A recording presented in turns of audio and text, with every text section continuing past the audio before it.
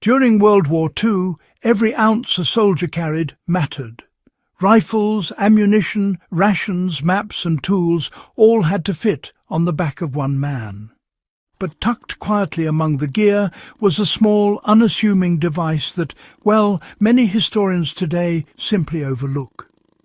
It wasn't flashy, it wasn't marketed with a logo or brand, and yet it could perform a dozen tasks that modern multi-tools attempt to cover with compromise and bulk. Soldiers who understood its utility carried it everywhere, knowing that it could be the difference between survival and disaster in the field. This wasn't a gadget for show. It was an exercise in precision, durability and practical problem-solving, a philosophy that can teach us a great deal even today. The tool was small but designed with deadly efficiency. What set this World War II pocket hack apart from modern tools wasn't just the functions it offered, but how it offered them. It was a compact folding implement, sometimes referred to as a field utility tool, and every component had a purpose. There was nothing decorative, nothing superfluous.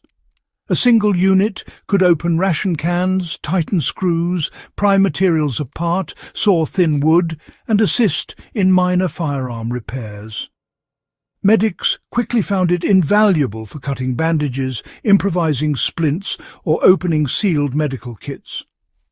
Unlike contemporary multi-tools, which often attempt to do everything but compromise on strength or ease of use, this implement prioritized the tasks soldiers would truly face and perfected them. Resource limitations shaped brilliance in its design. Manufactured under extreme wartime constraints, these tools showcase the engineering mindset of the era. Steel was precious, factories were overworked, and every design decision had to justify its existence. Designers couldn't rely on replacement parts or workshops. Soldiers needed immediate, reliable functionality in the field. The result was a tool often made from a single piece of steel or layered components that locked into place with precision. There were no screws to strip, no plastic parts to snap, and the folding mechanisms were both intuitive and extraordinarily durable. Soldiers quickly learned that carrying this little piece of metal was like carrying a Swiss Army knife, a crowbar, and a screwdriver all in one, yet it weighed next to nothing. The genius of modular adaptability. One of the most fascinating aspects of these tools is their modularity. Components could work independently or lock together to perform more complex tasks. Soldiers often modified their tools on the fly, sanding edges for comfort, adding leather loops for grip, or fashioning makeshift pry bars from what was available. This mindset of adaptation is still relevant for survivalists today. A folding knife with a removable fire starter, a screwdriver, or a compact pry attachment mirrors this same philosophy. Fewer items, smarter design, and versatility that doesn't compromise reliability. There are, some lessons that modern multi-tools can learn from those ingenious World War II engineers. These days, multi-tools often try to pack in dozens of functions, which, tends to lead to some rather awkward compromises. The World War II pocket hack, on the other hand, managed to avoid all of that entirely. Its real genius, honestly, was in prioritizing strength, usability, and those survival-critical tasks that truly mattered. Collectors and survival enthusiasts today prize these old tools not just for their rarity, but really for their remarkable resilience. They're lighter, stronger, and far less likely to fail under pressure than many of the contemporary alternatives out there. And understanding the thought process behind their design, purpose-driven engineering, anticipation of real-world challenges, and good old minimalism is, I think, invaluable for anyone interested in practical survival or military history. Historical insight goes beyond the metal.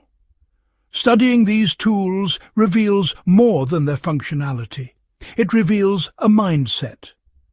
Engineers and soldiers had to think ahead, predict obstacles, and solve problems with limited materials. They had to handle tangled wire, damaged gear, stubborn ration tins, and battlefield improvisations without access to workshops. These tools, small as they were, acted as a bridge between necessity and ingenuity. Handling one today gives you a tactile connection to the past, the feel of the metal, the balance of weight, the smoothness of the folding mechanism. Each notch and hinge carries decades of battlefield testing and adaptation. Applying these lessons in modern survival scenarios. For survivalists, the lesson isn't simply to seek out vintage tools, though they are fascinating. It's to adopt the philosophy fewer, smarter, purpose-built items that can be adapted on the fly. Study modularity, durability, and adaptability.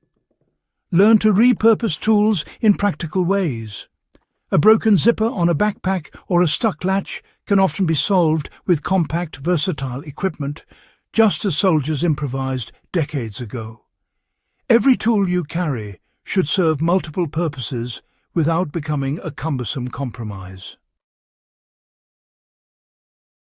Why this pocket hack remains relevant today? The WWII pocket hack, as some collectors refer to it, may not appear in textbooks or invention lists, but it represents one of the most intelligent approaches to tool design in modern history. Simplicity, durability, and function-first engineering often outperform flashy, over-engineered gadgets. For anyone with an interest in military history, survival, or practical engineering, it provides an accessible, tactile lesson in how design evolves under pressure, how soldiers adapted to extreme environments, and how small objects can have outsized impacts. By studying these tools, you gain insights not just into the mechanics, but into wartime life, resourcefulness, and human ingenuity. For historians, collectors, and survival enthusiasts alike, this small implement is more than metal.